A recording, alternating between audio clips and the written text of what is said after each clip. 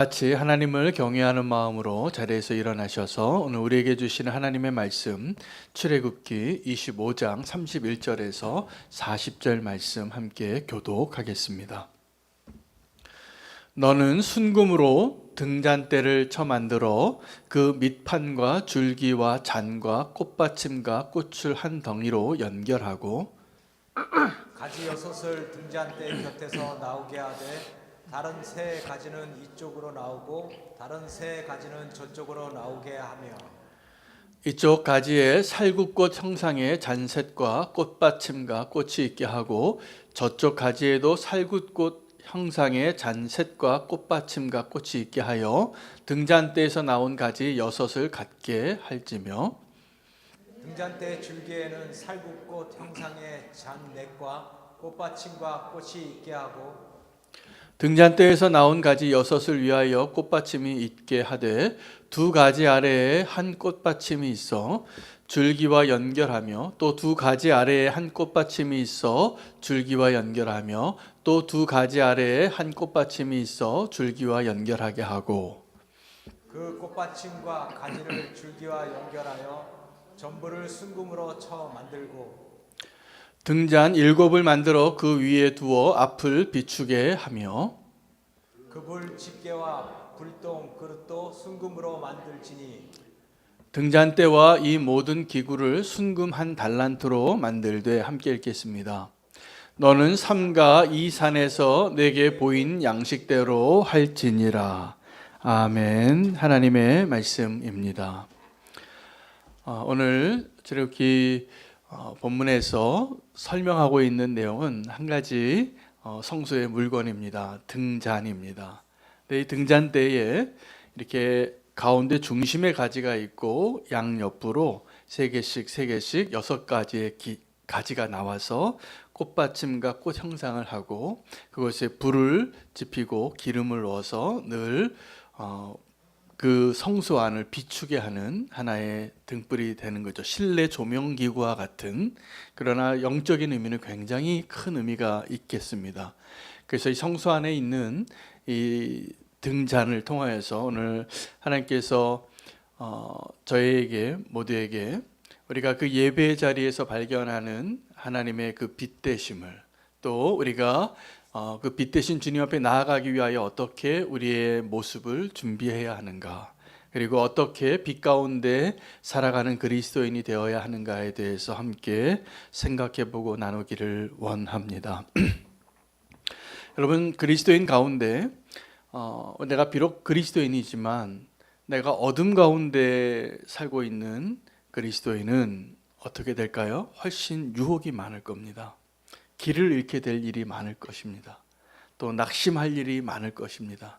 그러나 내 안에 또 그 내 발길에, 내가 가는 그 길 위에 늘 내 발의 등이요, 이렇게 말씀하시는 것처럼 하나님의 말씀으로, 또 광야에서 이스라엘 백성을 인도하실 때도 구름 기둥과 불 기둥으로 인도하신 것처럼 우리가 빛 가운데 거할 때 성도로서의 삶을 온전히 살아갈 수 있는 그 은총을 입게 될 것입니다. 가끔 가다가 우리가 깜짝 놀랄 때가 있습니다. 내 안에 악을 발견할 때입니다. 여러분 가끔 그런 경험 없으십니까? 저는 제가 꽤 괜찮은 사람인 줄 알았습니다. 그런데 가끔씩 저 자신도 깜짝 놀랄 정도로 내 안에 이런 분노함이 있는가? 내 안에 이러한 악한 마음이 드는가? 이런 생각이 들 때 혹시 있지 않습니까? 여러분, 우리가 그 하나님의 빛 가운데 행하는 일을 소홀히 하거나 그 빛을 잃어버리게 되면 우리의 본성은 원래 죄인이기 때문에 이 악한 일을 행하는 일에 아주 익숙해지게 될 것입니다. 그래서 성도로서 우리가 빛 가운데 거하는 것은 너무나 중요한 일입니다. 여러분, 빛은 하나님께서 창조하실 때 가장 먼저 창조하신 대상입니다. 그래서 빛이 있으라. 그래서 낮과 밤이 시간이 생기고, 여러분 이 빛을 통해서 하나님께서 이 땅 가운데 그 창조의 시작이 빛이었고 우리가 빛 대신 하나님 앞에 나아가는 것이 얼마나 놀란 것인지를 알아야 합니다. 그 빛 가운데 나아갈 때 늘 우리에게는 어떤 것이 생기냐 하면 그림자라는 게 생깁니다.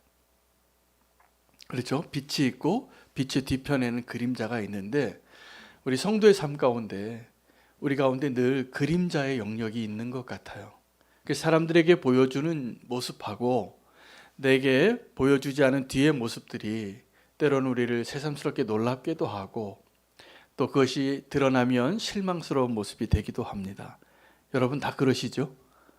우리가 비슷한 형편입니다. 우리가 앞으로 드러나는 것이 있고 뒤에 그 그늘진 곳에 우리의 아픔과 수치와 부끄러움들이 있고 좀 감추고 싶은 것들이 있는데 빛 가운데 행하는 그리스도인이 되는 것은 무엇을 의미하냐면 우리가 하나님 앞에 나아갈 때는 그러한 부분들을 다 주님 앞에 내어드릴 수 있는 자유함을 우리가 누릴 수 있는가에 대한 질문입니다.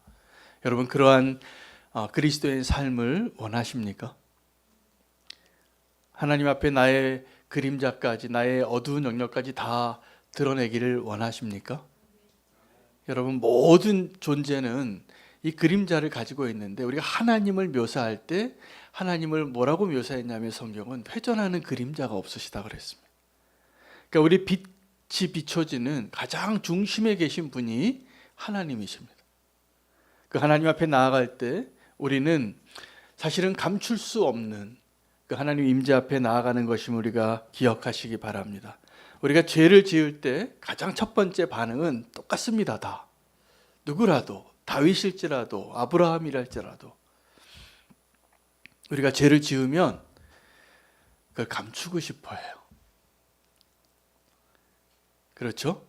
그래서 감추고 싶은 그에서 숨고 싶고 최초 에덴 동산에서부터. 근데 하나님은 우리를 빛 가운데로 우리를 부르십니다. 아담아 내가 어디 있느냐라고 물으시는 것처럼 하나님은 이미 다 보고 계시는데 우리는 하나님 앞에서 숨고 싶고 숨길 수 있다라고 생각합니다. 오늘 이 성소에 있는 등불은 하나님을 상징하는 것이고 하나님의 임재를 상징하는 것이면서 우리가 하나님 앞에 나아갈 때 빛 가운데 내 자신을 드러낼 때 부끄럽지 않을 수 있는 믿음이 필요합니다. 이 빛의 사명에 있어서 우리가 빛의 존재로서 빛 가운데 행하는 그리스도인으로서 살아가기 위하여 하나님이 하실 일이 있고 우리가 해야 할 일이 있는 것 같습니다. 여러분 우리 안에 있는 그 어두움을 비추는 일은 하나님의 일이십니다. 내 안에 빛이 비춰질 때 그 하나님이 우리 가운데 일하실 때 첫 번째 하시는 일이 우리 가운데 빛을 비춰주시는 거예요. 근데 그때 이제 우리가 반응하는 거죠. 하나님이 우리에게 그 빛을 비춰주실 때 그 빛을 피하여 내가 더 어두운 가운데로 들어갈 것인지 아니면 빛 대신 주님의 임재하심 앞으로 내가 담대하게 나아가서 나의 부끄러움을 주님 앞에 다 고백하고 자유케 될 것인지 우리는 늘 그 선택의 기로에 서게 될 것입니다. 오늘 이 자리에도 마찬가지입니다. 혹시 하나님께 성령님께서 저와 여러분에게 내 마음 가운데 빛을 비춰주셔서 내가 찔림이 있고 부끄러움이 드러나고 그 수치가 드러나는 일이 혹시 있다면 꼭 빛 가운데 나아가시기를 축복합니다. 더 숨지 마시기 바랍니다. 그것이 주님이 하시는 일이에요. 우리 안에 빛을 비춰주시는 일은. 근데 우리가 해야 할 일은 뭐냐면 하나님이 내게 비춰주시는 그 빛이 비춰지는 그 존재로 이 세상에 서 있는 게 우리의 사명입니다. 그래서 우리가 이 세상에 살아갈 때 내가 빛과 소금의 사명을 감당하고 살아가는 것 이게 쉽지 않은 것 같아요. 그래서 세상에서 살아갈 때 요즘 이제 그리스도인들이 성도님들이 세상에서는 내가 그리스도인인 것을 잘 드러내고 싶지 않은 모습으로 살아가고 있는 분들이 꽤 많은 것 같습니다. 그래서 신우에 가면 깜짝 놀라는 거예요. 가장님도 교회 다니시냐고. 그때 알았대요. 왜요? 한 번도 티를 안 내니까. 이게 내가 그리스도인인지 성도인지 티 내는 게 도리어 더 거북하고 불이익을 당하고 나의 삶에 제약을 받으니까 별로 내가 빛의 자녀라는 것을, 내가 예수 그리스도를 믿는 사람이라는 것을, 내가 예수님을 따르는 제자라는 것을 별로 드러내고 싶지 않은 거죠. 근데 그것이 우리의 사명입니다. 사실은 우리가 빛의 자녀인 것을 선포하고 살면 아마 굉장히 불편해지실 겁니다. 저는 그걸 느껴요. 이 차에 십자가가 있을 때하고 없을 때하고, 내가 신호를 잘 지키는지 안 지키는지조차도 이렇게 교회 로고가 있는, 우리가 스타렉스를 제가 운전을 많이 하잖아요. 그러면 저는 늘 의식합니다. 내가 목사지. 내가 그리스도인이지. 그래서 신호도 더 잘 지키고, 그 지나가다 누구라도 날 보고선 이게 교회 찬 거 다 아니까. 근데 만약에 이 사인이 없다면, 이 차가 예수 믿는 사람의 차가 예수 믿는 사람이 운전하는 것이 드러나고 있지 않다면 우리는 어떻게 합니까? 신호도 좀 안 지키고, 새치기도 좀 하고, 화가 나면 크랙션도 좀 누르고 이러지 않으세요? 저만 그러는군요. 네, 저는 그런 것 같습니다. 그래서 제가 보니까 내 자신이 누구인가를 드러내고 사는 것, 이게 사실은 우리의 사명입니다. 근데 우리에게 빛을 비춰주시는 건 하나님의 일이고, 내가 빛의 자녀라는 것을 드러내고 사는 것은 우리의 일인 것 같아요. 어둠에 있을 때 우리는 어둠에 거하는 게 편하세요? 아니면 빛 가운데 거하는 게 편하세요? 어떤 게 편하세요? 원래 우리는 사망의 어둠의 그늘 안에 있던 자들이기 때문에 사실은 어둠에 그냥 이렇게 있는 게 우리의 육체적인 본성으로는 그게 더 편할 것입니다. 그럼 우리가 빛의 자녀로 살아가는 그러한 그 정체성을 가지고 살면 어둠 가운데 사는 것이 아주 불편해집니다. 진리와 타협할 수 없기 때문이죠. 여러분, 세계 역사 가운데 계몽주의가 이렇게 역사 가운데 등장하던 시기가 있습니다. 엔라이트먼트에서 사람들이 이제 교육을 받기 시작하고, 이전에는 이 종교가 어떻게 됐냐 하면 흑암 속에서 그냥 말씀도 잘 읽지도 못하고, 교회의 이러한 신앙생활을 어떻게 유럽에서 그 역사가 흘러왔냐 하면 이 사제만 말씀을 읽을 줄 아는 거예요. 이 평신도들이 말씀을 읽을 기회가 없고 들을 기회도 없고 소리로만 들리는 거예요. 무슨 뜻인지도 몰라요. 그러다가 종교 개혁이 일어납니다. 종교 개혁이 일어나고 사람들의 이 지식이 깨어지고 눈이 뜨여지기 시작하니까 두 가지 방향으로 역사가 나타나게 됩니다. 더 하나님의 말씀에 갈급한 모습으로 드러나기도 하고, 또 한편으로는 그것에 반해서 그 종교교육의 결과가 그렇게 교회를 원래도 교회되게 하는 일 가운데 성공하지 못해요. 유럽에 전쟁이 일어납니다. 이 교회의 종교 문제로. 그래서 도리어 하나님을 떠나는 인본주의적인 사상이 역사 속에서 더 드러나게 되어진 결과를 초래하기도 했습니다. 근데 제가 말씀드리고 싶은 것은 우리 가운데 빛을 비춰주시는 그 하나님의 역사 가운데 우리가 하나님을 아는 지식, 그리고 우리가 그 성경을 통하여서도 하나님 아는 지식이 더 깨달아지는 것을 빛이 비춰지는 것에 비유할 수 있습니다. 우리가 하나님을 알게 되면 우리가 더 빛 가운데 살아가는 백성이 될 것입니다. 그래서 이 예배 가운데에서도 이 말씀이 중요해지기 시작한 것이 이 종교개혁 이후예요. 이 말씀을 통하여서 빛이 비춰지고 하나님을 더 알아갈 수 있는 눈이 열려지기 때문에 그렇습니다. 여러분, 독재자들이 자기가 이 독재 정권을 더 유지하려고 하면 백성들에게 우민 정책을 사용합니다. 어떤 제국이든지 다 그랬습니다. 제가 이번에 터키 성지순례를 갔는데 그 로마 제국에 큰 대도시마다 뭐가 있었냐면 원형 경기장이 있습니다. 그런데요, 그 규모가 어마어마합니다. 근데 그 역사를 한 번 더 들여다보면 그 원형 경기장이 가지고 있는 의미가 무엇이냐 하면 제국이 자기의 권력을 끝까지 유지하고 백성들을 통치하기 위하여 우민 정책을 쓰기 가장 좋은 게 뭐냐면 그 스포츠예요. 그래서 그때 당시에 이 사람들이 거기 와서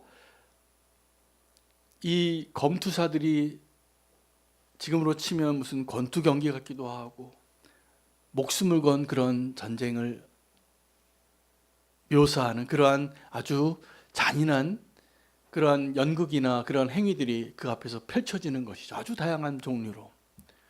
사람들이 거기에 와서 다 환호합니다.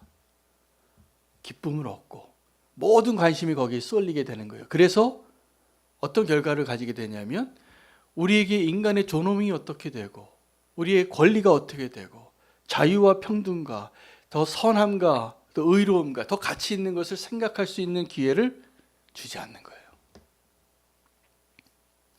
요즘은 어떨까요? 요즘도 마찬가지입니다. 스포츠나 성이나 성공이나 이러한 것들에 우리의 시선이 빼앗기는 것은 사실은 우리의 눈을 어둡게 하는 것입니다. 지금도 이러한 일들이 일어나고 있어요, 실제로. 누군가의 의도하에.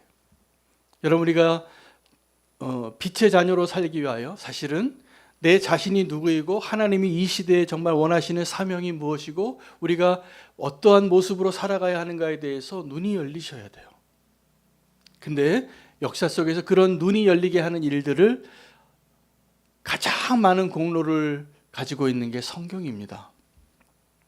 이 성경이 하나님에 대하여 또 인간에 대하여 마땅히 생각해야 할 바를 깨닫게 해주는 하나님의 빗줄기와 같은 역할을 해왔어요.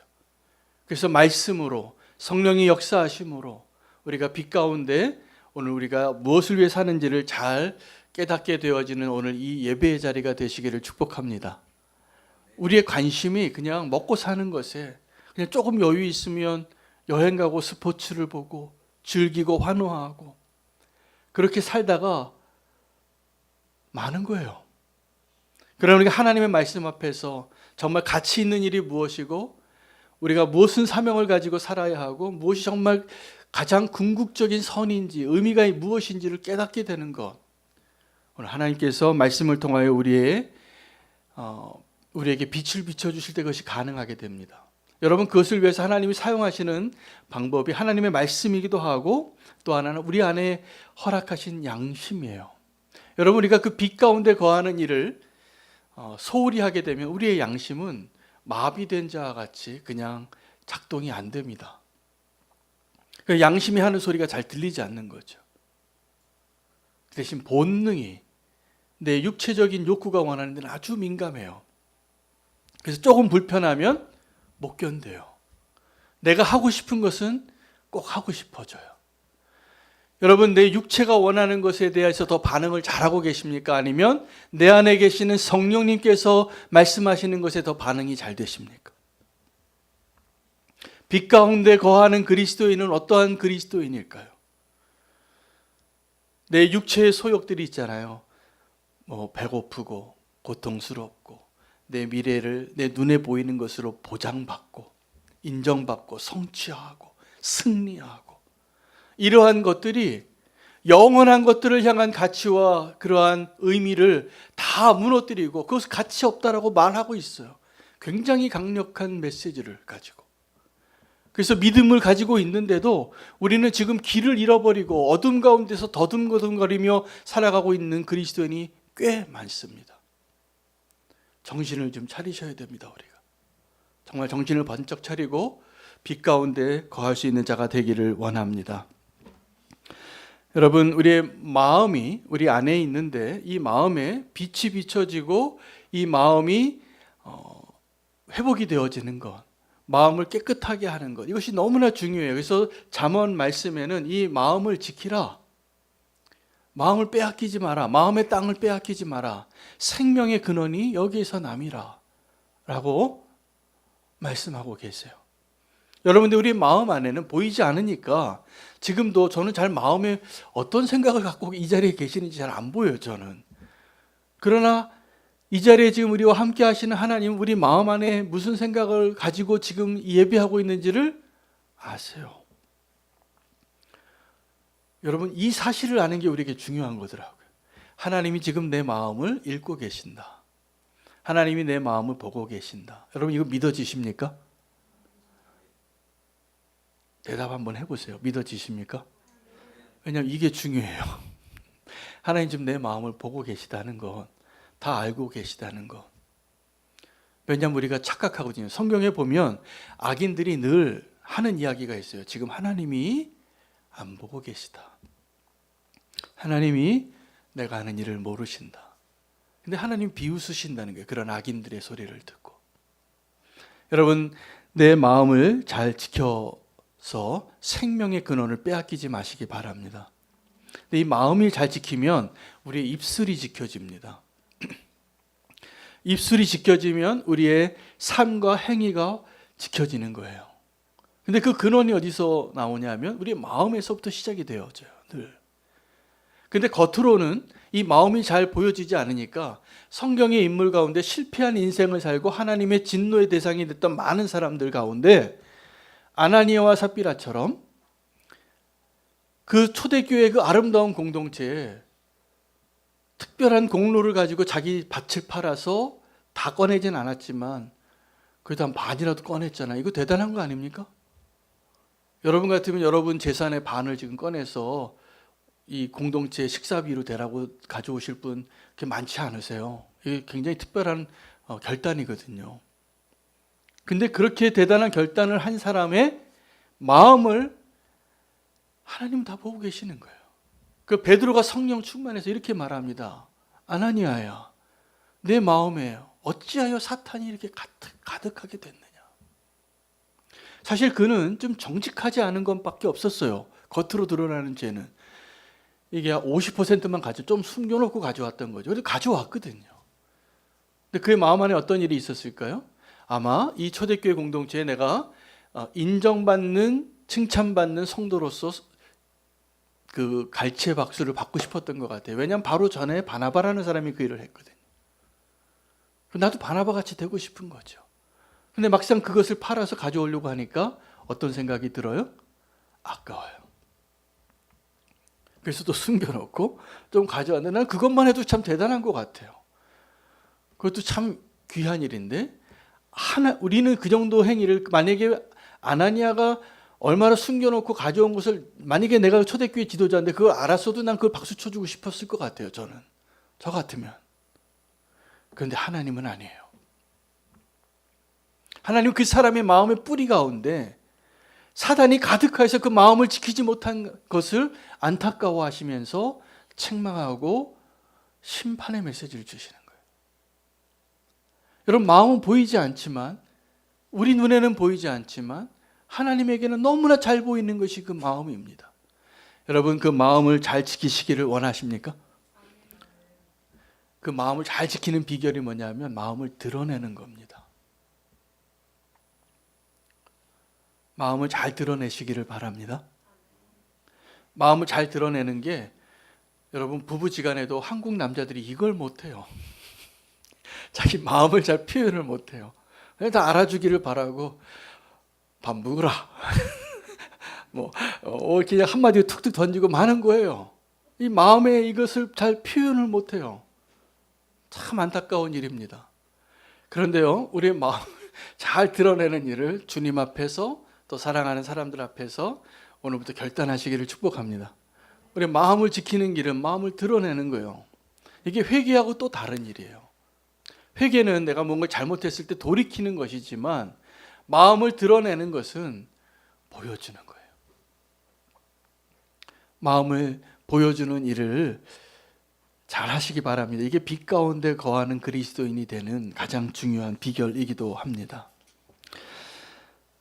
여러분, 마지막 때에 그 10명의 처녀들이 신랑이 다시 오는 것을 기다리는데 슬기로운 처녀와 슬기롭지 않은 처녀가 차이가 그 등불은 준비하고 있는데 기름을 준비하지 않은 처녀들이 어리석은 처녀였습니다. 근데 이게 우리 마음을 준비하는, 마음을 감추고 살 때 똑같아요. 이게 굉장히 중요하고 우리를 위태롭게 하는 거죠. 자, 신부가 등을 들고 지금 신랑을 기다리고 있는데 안에 기름이 있는지 없는지는 자기만 알아요. 그런데 어리석은 신부는 기름을 준비하지 않고 껍데기로 등만 들고 신랑이 오는데, 신랑이 온다는 소리가 들리면 이제 어둠 가운데 불을 켜고 가야 되는데 기름이 없어요. 기름이 없어요. 우리 가운데 지금도 신앙생활하면서 내가 목사니까 괜찮아, 내가 장로니까 괜찮아, 내가 권사니까 괜찮아, 천만에요. 이 기름을 준비하고 있는 등불이, 이 등불에 기름이 있는 등불이 필요한 것이죠. 이 기름을 가지고 있는 등불은 자기만 아는, 우리 마음의 상태하고 똑같아요. 내 마음 안에 정말 하나님의 임재하심을 경험하고 지금 준비되어진 자로 준비하고 있는지, 아니면 그것을 지금도 행하지 아니하고 듣고 행하지 않고 기름 없는 채로 등만 들고 있는 사람들, 마지막에 안타까운 일이 있을 것입니다. 그럼 우리가 해야 될 일은 뭐냐면 지금 그 기름을 준비하는 겁니다. 그 기름을 준비하는 건 다른 것이 아니라 우리의 마음을 하나님께 다 드러내고 사는 일을 오늘부터 시작하시면 돼요. 마지막 때에 깨어있으라고 하시죠. 깨어있으라. 근데 깨어있으라는 것도 마찬가지입니다. 그냥 어떻게 우리가 잠 안 자고 살겠어요? 잠 잘 자야죠. 믿음이 좋은 사람이 사실은 잠을 잘 잡니다. 지금 뭔가 근심이 되니까 내 마음을 계속 잠 못 이루게 하는 것들이 내 정신을 가만히 놔두지 않아서 잠 못 이루는 밤이 오는 것이죠. 근데 깨어있으라는 그런 깨어있으람이 있는 게 아닙니다. 그건 도리어 근심과 염려와 불안 때문에 사로잡힌 것이죠. 마음이 아파서.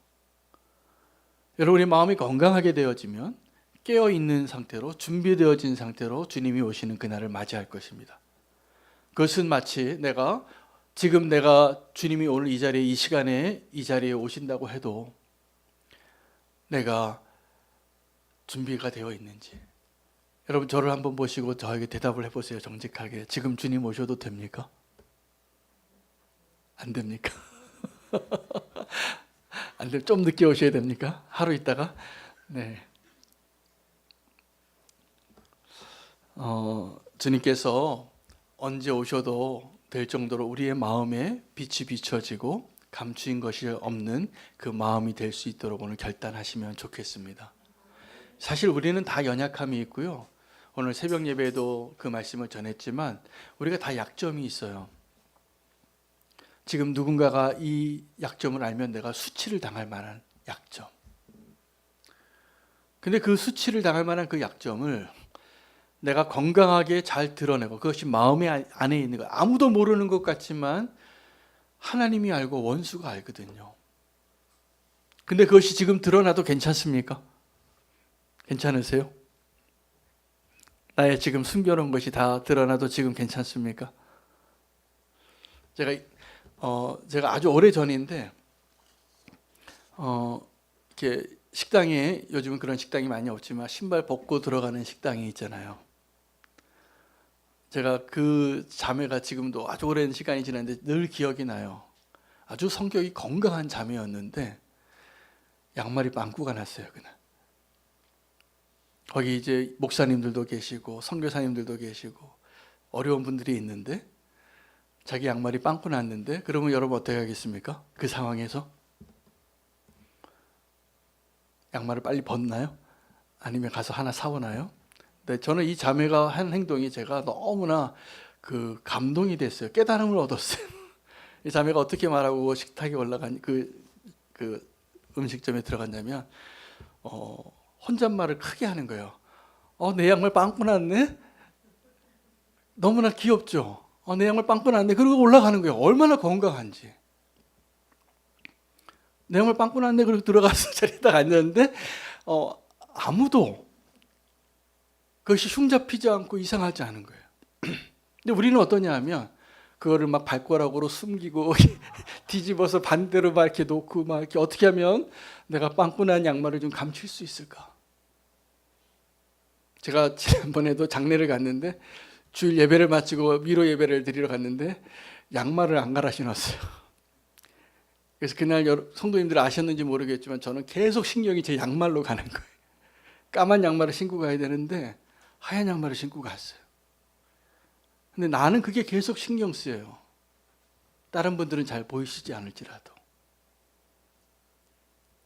여러분, 빛 가운데 거하는 사람은 나의 연약함과 부끄러움을 감추고 싶은 것일수록 잘 드러낼 줄 아는 지혜가 있습니다.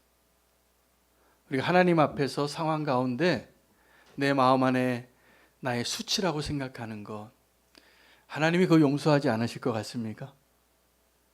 어떠세요?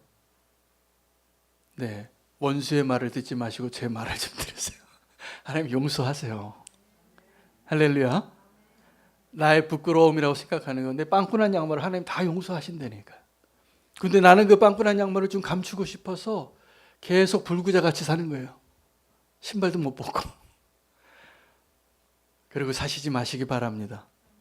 하나님 앞에 빛 가운데 다 드러내시면 하나님은 용서하실 거라고 저는 믿어요. 어떠한 죄라도. 우리가 그 하나님을 믿는 것이잖아요. 근데 우린 거꾸로 내가 감추고 싶은 게 있고 내가 좀 자랑하고 싶은 게 있어요. 그래서 내가 좋은 차를 사면 좀 한번 과시를 하고 싶은 거예요. 내가 좋은 시계를 하나 샀으면 자꾸 시계를 자꾸 봐요. 시계를 좀 꺼내야 되니까. 내가 명품 가방을 하나 들고 가면 자꾸 이거 좀 드러내고 싶은 거예요. 밥도 자꾸 사요. 지갑에서 가방에서 돈도 좀 내고. 거꾸로 하셔야 됩니다. 내가 자랑하고 싶은 것은 좀 감추셔도 돼요. 그러나 내가 감추고 싶은 것일수록 잘 드러내실 수 있는 은혜가 있기를 원합니다. 여러분, 빛 가운데 행하는 그리스도인에게 필요한 의식은 코람데오의 의식이에요. 늘 하나님 앞에 사는 것.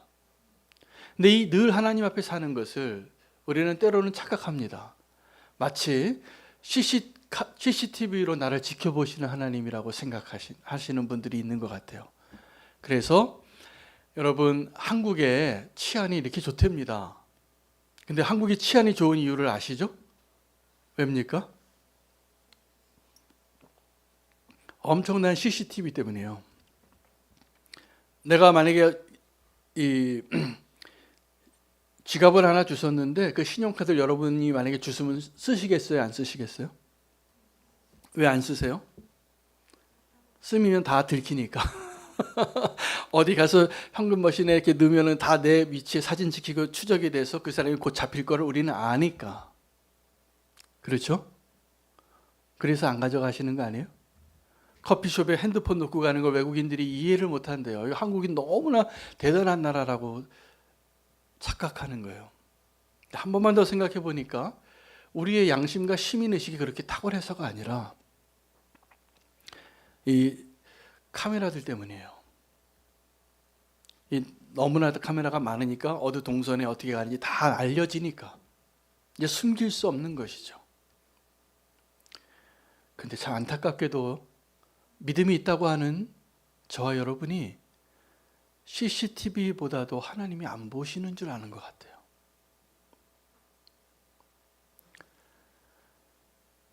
그러니까 우리가 여전히 거짓말을 하고 여전히 도둑질을 하고 여전히 마음으로 간음하고 그러고 살지 않습니까? 근데 하나님이 다 보시는 거죠. 피할 수 없이. 빛 가운데 행하는 그리스도인은 이 코람데오가 나를 감시하는 카메라 앞에 사는 것이 아니라 나를 아시는 하나님 앞에 사는 것. 그리고 하나님과 동행하는 삶을 사는 것입니다. 이 코람데오는 그냥 우리가 생각하는 시선으로 하나님 앞에 서 있는 것을 의미하는 게 아닙니다. 하나님이 누구인지를 아는 사람을 의미하는 거예요. 하나님이 내가 누구인지를 아신다는 것을 의미하는 거예요. 그것이 정말 믿어지면 우리는 어떻게 될까요? 자유합니다. 정말 자유해지시기를 축복합니다. 빛 가운데 행하는 그리스도인이 정말 자유해지는 거예요. 우리는 자유해지기 위해서 어둠으로 갈 때가 많았어요. 그러나 이제 우리가 정말 자유케 되기 위하여 어둠이 아니라 빛 가운데로 그 길을 택하시는 저와 여러분 되시기를 축복합니다. 하나님과 함께 오래 있다 보면 어떻게 되냐면요, 모세의 얼굴에 광채가 나듯이 사람들이 알아요. 이 사람이 지금 하나님과 함께하고 있는가. 여러분, 우리 안에, 우리 마음 안에, 우리의 어두운 내면 안에 빛을 비춰주시는 것은 하나님의 일입니다. 우리의 힘으로 그건 불가능해요. 우리 본성을 거스르는 거예요. 그러나 이 세상에 빛의 존재로, 이 세상에 빛을 비출 수 있는, 하나님의 그 영광을 비춰 반사할 수 있는 존재로 서 있는 것은 우리의 사명입니다. 그것을 위해서 내 안에 하나님의 빛이 거하고 빛 가운데 거하고 빛을 택할 수 있는, 진정한 자유를 택할 수 있는 저와 여러분 되시기를 축복합니다. 우리는 기회만 있으면 어둠으로 가고 싶은 연약한 자가 분명해요. 그러나 우리가 빛 가운데 있으면 우리가 안전하고 우리가 더 강하게 되고 더 흔들림 없이 하나님의 그 영광을 드러내는 자로 살게 될 것을 믿으시기 바랍니다. 어둠이 아니라 빛을 택하십시오. 할렐루야. 오늘 빛 가운데 행하는 그리스도인, 그래서 그 성소 안에 하나님의 그 영광의 빛을 비춰주는 그 촛대 앞으로 오늘 우리가 모인 것입니다. 오늘 하나님께서 저와 여러분에게 그 영광의 빛을 비춰주시는 건 하나님의 일이셨어요. 하나님 빛이시기 때문에 이제 그 하나님을 알고 나를 아시는 하나님 앞에 빛 가운데 거하는 그 놀라운 축복을 빼앗기지 마시기를 축복합니다. 오늘 함께 오늘 말씀 붙잡고 코람데오의 의미를 다시 한번 붙잡고 기도하기를 원합니다.